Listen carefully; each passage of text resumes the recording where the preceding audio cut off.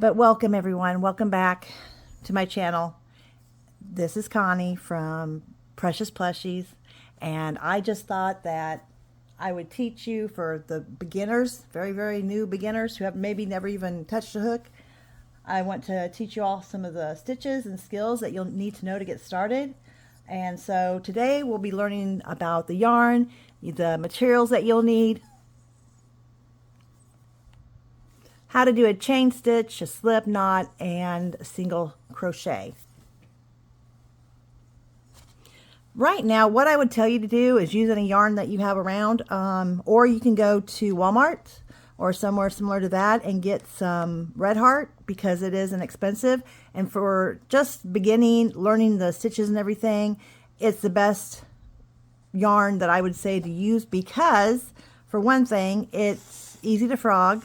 It doesn't cause a lot of problems that way, and it's easy to use. It won't split like cotton yarn will, so I would advise you to do that. And you can tell by the yarn label a lot of things about it. This is a pumpkin color.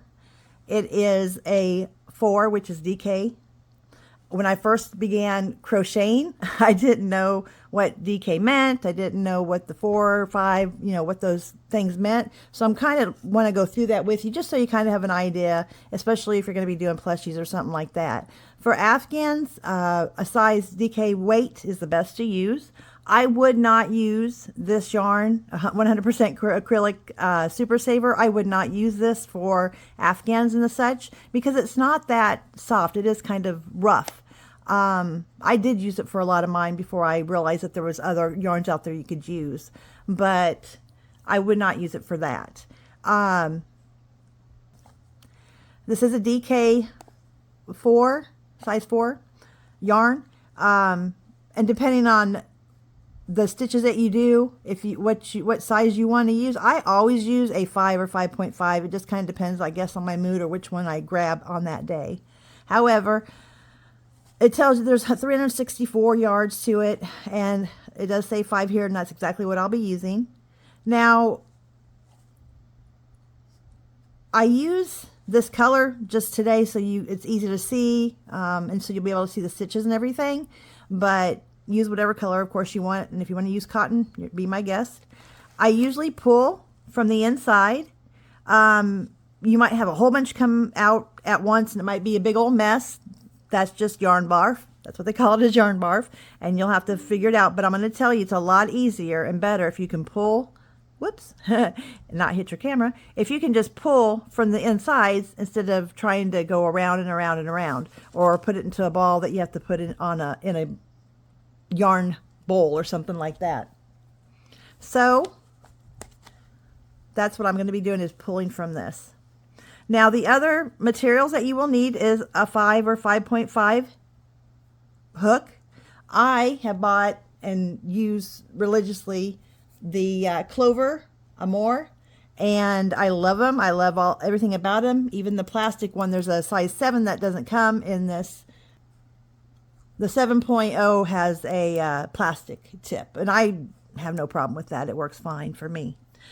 You might not, if you're doing Afghans or granny squares, you might not need them, but I use stitch markers religiously, especially when I'm doing rounds.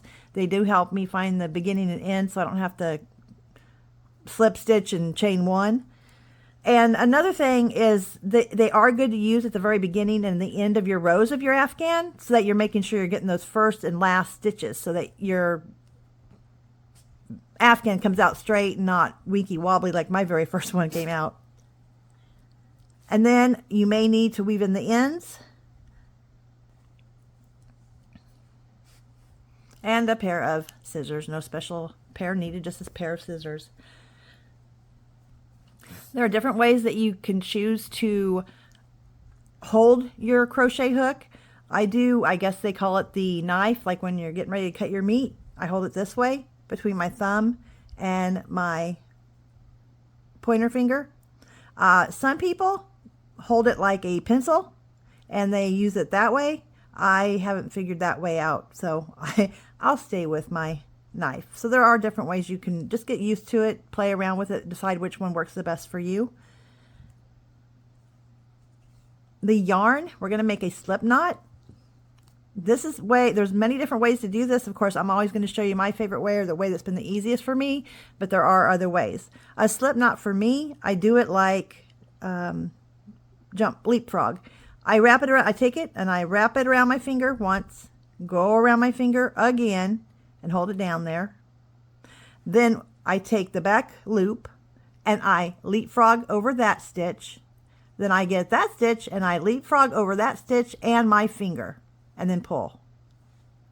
Put your hook through there and then tighten it. There you go. The nice thing about this yarn and also about crochet is you're not going to have a knot. If you do something wrong, just pull and it'll take it right out. So again, that's just over and hold it. We're going to leapfrog with the guy in the back, and then this guy's in the back, so we're going to leapfrog over that one and over my finger, if I can get it. See, that didn't work for me because there we go. Now go over and all the way over, and then put your hook through the yarn and tighten it, and you're ready to go. So the first thing we're going to do is we're going to learn how to chain. Now, when you're doing afghans and when you're doing granny squares and such, you're going to do what they call the yarn over. I've started learning to crochet yarn under, so I'm going to see if I can do this and not mess up. So the yarn over, though, for years and years and years I've used, is where you take your hook and put it underneath the yarn so the yarn is over the hook. That's why they call it yarn over. Twist it, pull it down, and through. So that's one chain. So again, you just go up and put the yarn over the hook, twist it so you can hook it, bring it through the chain. That's all you're doing. Yarn over, twist, pull through, yarn over, twist, pull through. So that's 1, 2, 3, 4. Let's do 10. 5, 6, 7, 8. Now this is something else I do, is I move up and hold on to that chain. It's good for tension, but it's also good just so your chain stays straight. So you'll notice I have it over this finger for tension, and I'm kind of holding it with my pinky as well, and then I'm holding it here. 8, 9, and 10. And there's a chain. Now, holding the yarn everybody's going to be different. Everybody's going to feel more comfortable however they do it. So again, it's something that you're going to want to play with or practice with. But I guess I've noticed that my pinky holds it, but then I put it over my ring finger. So here's how it looks. Under my pinky and over my ring finger. And that way my middle finger and my thumb can hold the project when needed or where needed. So that's, again, each their own. You're going to find the way that some people I've seen do it this way, and some people weave it through their fingers like this. And it's all about tension. When you begin, you're probably going to do it. Usually people do it too tight. If you have too tight of tension, your project can get really, little and stuck together and kind of scrunched up. And if you do it too loose, let's just do a few loose ones. If you're too loose with it, you see how the chain is it's not going to be the same. And you can see the difference right there. So you don't want it too loose. Also, you don't want it too tight. Again, it comes with practice. In fact, I would say after today, I would expect you to chain and chain and chain until you got so tired of chaining you don't want to chain anymore. Because that's how you're going to learn. That's also how you're going to figure out your tension and what the best tension is for you. The chain stitch is what all of our other stitches are built upon. So making sure we do the chain correctly is going to be really important. And it also makes sure that whatever tension you have, you'll be able to figure out when you start putting stitches into it. And so you'll see that each of the chains, it makes kind of a V-shaped. So there's a top and a bottom, a top hoop and a bottom loop. And then if you turn it over on the back, you'll see these little bumps. And there are times when you'll be told to turn it over and work into the back bump. But generally, when you're going to be starting out, you're going to be going through the top loop. So now we're going to learn how to do the single crochet. Now this right here is the 10th loop that's still on our hook. Generally what you're going to be told is starting from the first chain or the second chain from the hook, and that is going to be this one, because this is our first one, so this is our second one. So to me it looks like the first, I know. But anyhow, to single crochet, you will take your hook and go through that top loop only, and you're going to yarn over and bring that through. You'll have 2 loops on your hook at this point. You'll yarn over again and come through both of those. One very important thing to know is that there are 2 different types of instructions for crochet, and one is the UK and the US. So the UK, when they are talking about a double crochet, we're calling it a single crochet. I wish that everybody could get on the same page. I don't know why this happened, but yeah, every time we say single, they think it's double. So they do the same stitches, it's just called something different. So single crochet, because I live in America and I've never even been to England, that's what the version we're going to use. So we're going to go under the next top loop only, yarn over, so the yarn's on top of the hook, and hook it, come back through. So we have those 2 chains, and then we're going to yarn over again and come through those chains, both chains. Go through the top loop, yarn over, come through. So you've got 2 loops, yarn over again, go through both loops. So that's, if you can't get through this top loop and you're having difficulty, your tension's too tight. If you're just going through and it's just a little loosey-goosey, then you know it's too loose. You want to have it so that you can go through easily, but it's not just a big old wide or a big old long loop. And we're going to go through again until we get to the end. Now, I was talking about stitch markers and how you can use them at the very beginning and ending. The reason is, I'll show you here when we get to the end.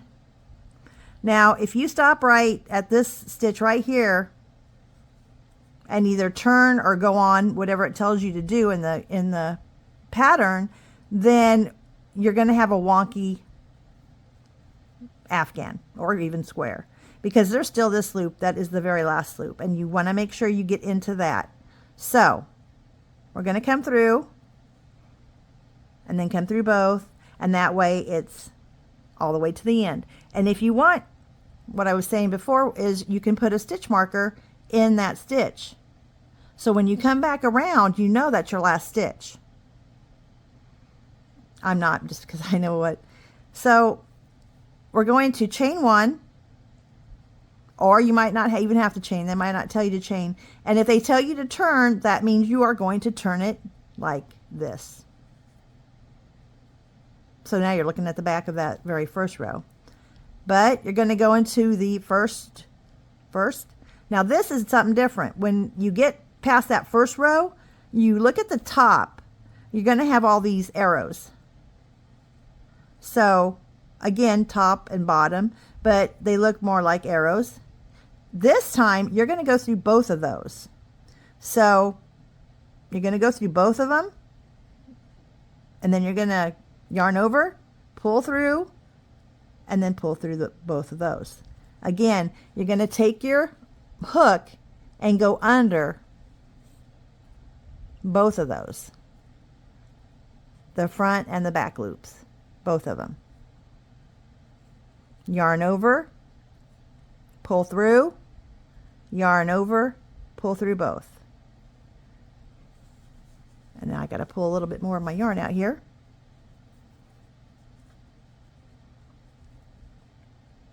Yarn under both loops, yarn over, pull through, yarn over, pull through 2. And that's all you're doing for single crochet. or in the UK, double crochet. So that's what I would suggest you do, is learn how to do this. This will really work on your tension as well. So you want to get the chain down. Make sure you know you're making a slip knot. Get the chain down. And then get used to making your foundation chain and a few rows. And it should look like that. If it's curling up too much, or it's just kind of not, you can't see the definition of the stitches, then that's when you've got a problem. Okay. Now, when you want to count and make sure you have the correct amount of stitches, that's when you can look at the V's. So that's going to tell you how many stitches you've done. So, for instance, 1, 2, 3, 4, 5, 6, 7, 8, 9, 10. So I know that I've got the right amount of stitches in this first column here. So that's my first one, and that's because I want you to take your time and see how easy it frogs out. And we call it frogging because, like a frog, we're ripping like a frog, rip. So that's what frogging is, in case you didn't know already. So I want you to get used to that, where you're making the slip knot. And like I said, there's many different ways to do it. For me, it's just easy if I do the leapfrog. It's easy to remember and it's easy to do. And tighten it up just enough so you can still move it easily up and down your crochet hook. And the most important thing is to remember is to yarn over your hook. Turn your hook so that it gets caught. Pull it through. Again, yarn over, pull it through. Make sure that when you're doing it, it's not loosey-goosey and just doing it and you're just getting caught up in it and you think you're doing a great job, and then you get to the end and it looks like that. And also don't do it so tight that you can't even get your hook through. So if you're doing it so tight that, if you're doing it so tight that it's hard to get this through, or you're having difficulties, you see how it's already starting to kind of look wonky. So those are the two main things, is to get your tension, make the slip knot, and work on making that chain until it's a nice looking chain. And I always do about 10, just because it's a nice, nice round number. And then work on coming back, yarning over, coming through, yarning over, coming through both to do the single crochet. So, I've been doing plushies, people, so we yarn under for that because it just makes the plushies tighter and nicer looking, so you have to forgive me. But always go through and just remember that you want to yarn over your hook, grab it, pull it through, grab it, pull it through. So it's once you get the hang of it, it's not difficult, but you do want to work on your tension. So come back for my next video and we'll talk about the double crochet and the triple crochet, and I'll teach you how to master a magic ring. So bye for now.